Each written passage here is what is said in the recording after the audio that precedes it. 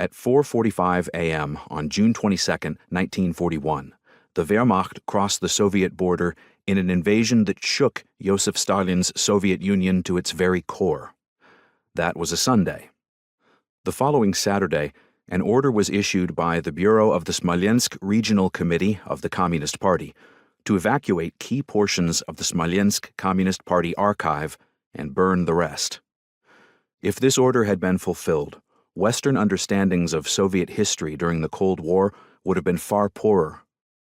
The collection that came to be known as the Smolensk Archive, which included some of the first available documentation on the establishment of Soviet rule, Stalin's collectivization of agriculture, and the Great Terror, would never have fallen into first German and then American hands.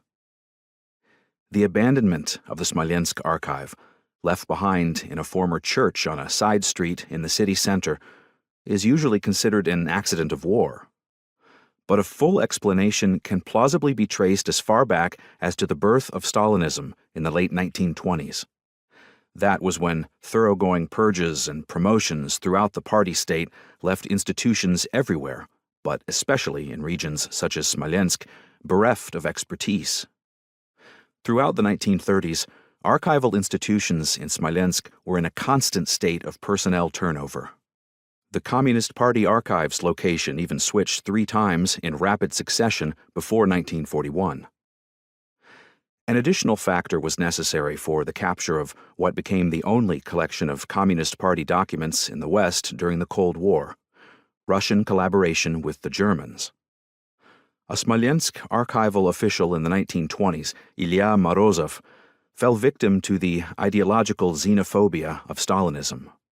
Accused of spying for Latvia and Poland, he was sent to the Gulag in 1932.